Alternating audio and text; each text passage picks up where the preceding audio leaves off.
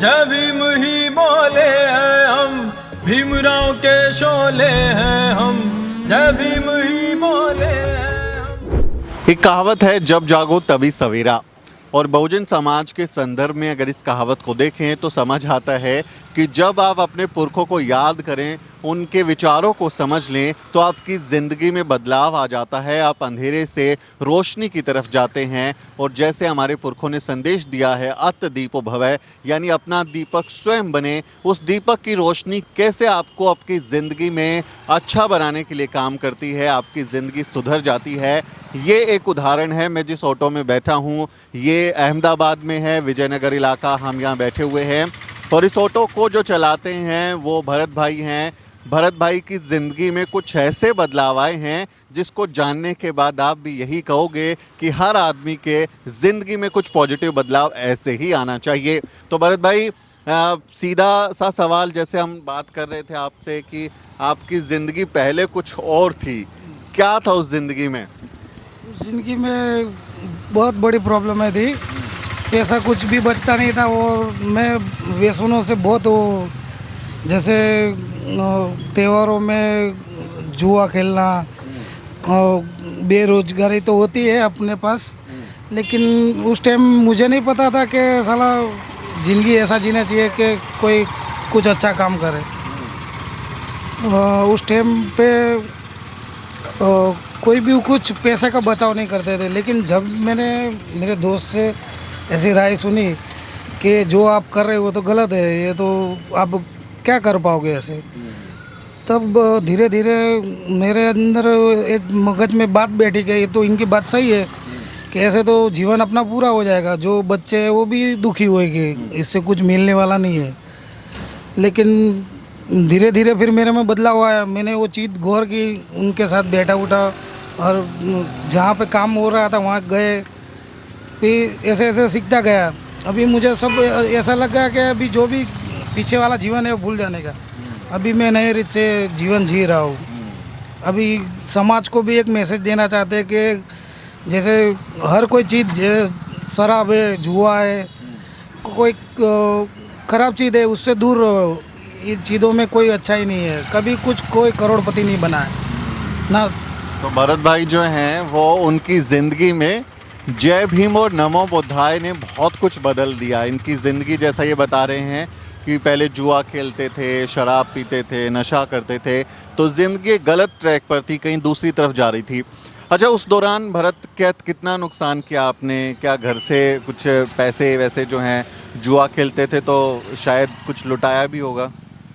उसमें तो जैसे कमाते थे वो कमाई बचती नहीं थी, और जहाँ से लिया वहाँ भरे, फिर वो पूरा हुए, उसके बाद फिर अगले साल त्यौहार आए, फिर वही ऐसे ऐसे करके हमने कम से कम 20 साल निकाल दिए गलत।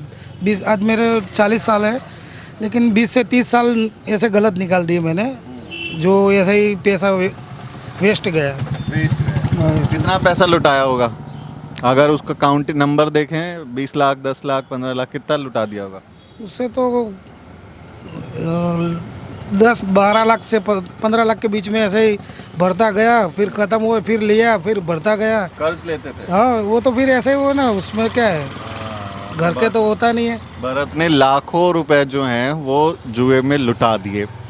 फिर ऐसा कौन सा मौका आया, जैसे आप बता रहे हैं कि आपके दोस्तों ने बताया, जब आपकी ज़िंदगी ने एक बदलाव आया, एक नया रास्ता चुना, उस समय पे क्या हुआ था आपके साथ में? समय पे अपने को जो अच्छा समझाने वाला मिल जाता है तो उस पर बात मगज में बैठती है कि भाई ये जो बोल रहे हैं वो बात सही है। बाकी लोग जो है वो तो पैसा होता है तभी दोस्ती होती है, बाकी जब पैसा नहीं होता और जो दोस्त संभाले वही दोस्त सही होता है। लेकिन फिर मैंने मेरे मगज से सोचा कि नहीं, इनकी बात सही है, वो गलत नहीं बता रहे हैं। फिर मैंने वो सब किया। तो उन लोगों ने आपको बाबा साहब डॉक्टर अम्बेडकर के बारे में, उनकी ज़िंदगी के बारे में, जय भीम के बारे में और हमारे तथागत बुद्ध हैं उनके बारे में बताया था क्या? हाँ, उन्होंने बताया। मूल निवासी जो संघ है अपना, उसमें मैं जाता रहता हूँ, उससे कुछ मैंने सीखा है। बाबा साहेब फुले जैन वो सब मैं ज़्यादा पढ़ा नहीं हूँ, लेकिन मुझे नॉलेज इतना है कि आप जो करोगे वो मुझे दिखता है। तो उससे मैंने बहुत कुछ सीखा, और बुद्ध भगवान ने तो बहुत कुछ दुनिया में दिया है। फिर भले मैं पढ़ा नहीं हूँ, लेकिन सोच तो सकता हूँ, देख सकता हूँ, महसूस कर सकता हूँ। वो मैंने किया, और अभी मैं बस परिवार मेरा अच्छी तरह चला लेता हूँ। वो सब चीज़ों से मैं दूर हो गया हूँ। तो हम ये कह सकते हैं कि बाबा साहब डॉक्टर अंबेडकर और तथागत बुद्ध ने आपकी ज़िंदगी बदल दी। हाँ, सही है, क्योंकि बाबा साहब के विचारों से मैं भी बहुत कुछ सीखा हूँ। मैं लोगों को भी बोलता रहता हूँ कि भाई ये करो, ये अच्छा है, इसमें सब कुछ। मैं कैसा था, मैं आपके बीच में ही रहने वाला था। मैं हाँ, अभी मैं हट रहा हूँ उससे, क्योंकि उनको भी मेरे ये समझाना चाहता हूँ कि बुद्ध भगवान की राह में चलो, और अम्बेडकर की विचारधारा से हम सब 85% जो मूल निवासी है वो आज सब व्यसनों में घुसे हुए हैं। उससे हम लोग कभी नहीं अच्छा कर पाएंगे। और देश पे अभी देखो कितना बड़ा आफत है, अभी जीएसटी फलाना क्या क्या सब है। कोई भी सरकार हो, लेकिन सब समाज जब समझ जाएगी, सुधरेगी, तो अपने कुछ कर पाएंगे।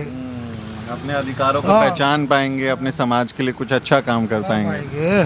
उसके लिए सबको समझना पड़ेगा। जो समझेंगे नहीं तो कोई ऊपर से नीचे से कोई आने वाला नहीं है। जो भी समझना है विचारों से ही समझना है।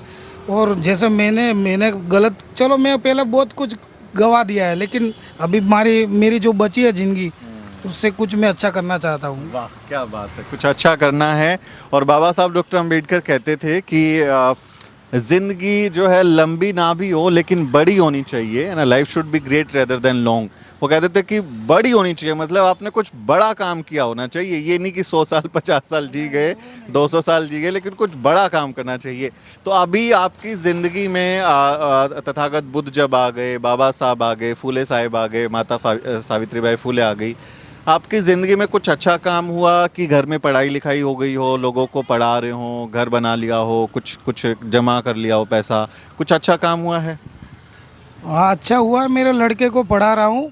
मेरा लड़का जो ITI कर रहा है, उसके 10वीं के बाद ITI करा रहा हूँ। और मेरी लड़की अभी भी पढ़ रही है, 9वीं में है। और अच्छा, यानी अच्छा ही हुआ जो ये व्यसनों से मैं मुक्त हुआ हूँ। मेरा जीवन अभी मैं लोगों को समझाने में लगा हूँ। वो मेरा पैसा ही है, जो लोग समझेंगे ना। वो बाबा साहेब ने भी पैसे के बारे में नहीं सोचा था, उन्होंने भी लोगों के अच्छाई के बारे में ही सोचा था। उन्होंने कभी कहाँ ऐसा सोचा था कि मैं दुनिया का सुख ले लूँ, चल।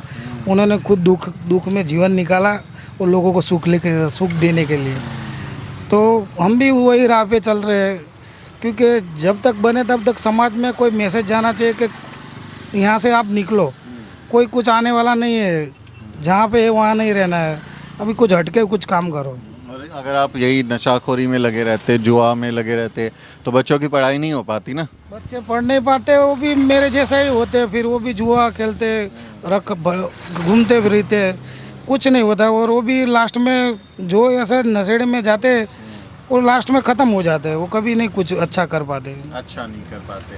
तो जो हमारे समाज के नए बच्चे हैं, आजकल हम देखते हैं कि वो भी थोड़ा बुरे काम में लग जाते हैं, पढ़ाई लिखाई पे, करियर पे ज़्यादा ध्यान देते नहीं हैं। तो ऐसे बच्चों को क्या कहेंगे भरत भाई? उनको मैं कहना चाहता हूँ कि उनको माँ बाप पढ़ा रहे तो उनको पढ़ाई में ध्यान देना चाहिए, व्यसनों से दूर रहना चाहिए। अगर कोई दोस्त ऐसा है तो उससे मैं बोलता हूँ दूर रहना चाहिए, क्योंकि अगर खराब के पास रहोगे तो खराब ही होने वाले हो। मैं तो बोलता हूँ कोई भी ऐसा इंसान हो तो उसको बोलने का कि भाई मैं आता हूँ, और जाना नहीं चाहिए वहाँ पे, क्योंकि वहाँ से कुछ मिलने वाला नहीं है। वो 2 दिन पिएगा, तीसरे दिन आपको भी बोलेगा कि लो आप भी एक सिगरेट की शर्ट मारो, फिर आप भी चालू पड़ जाओगे। उससे कुछ मिलने वाला नहीं अच्छा ही। और आप ऑटो चलाते हैं तो इससे ज़िंदगी ठीक ठाक कट रही है? जिंदगी हाँ, अभी हम गुजार कर लेते हैं।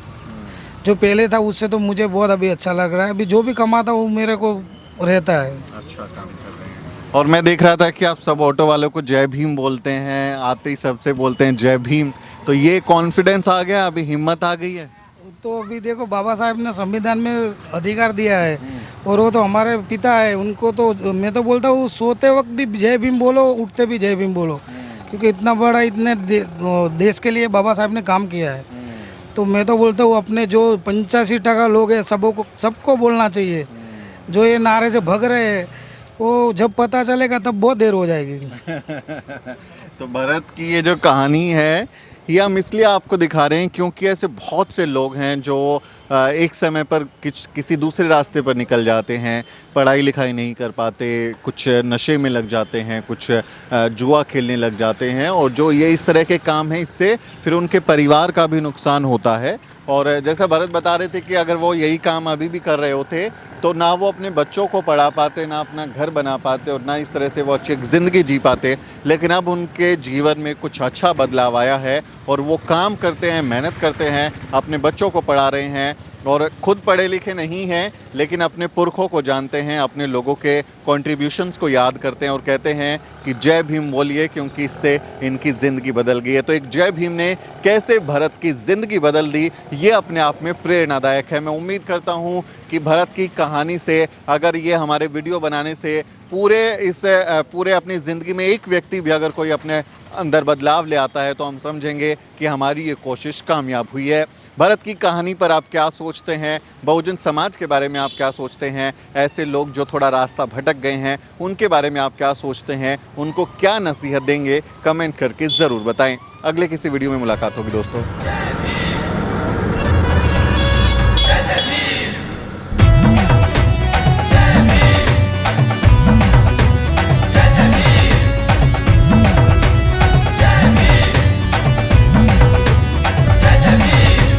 भीमराव के शोले हैं हम, जय भीम ही बोले हैं हम।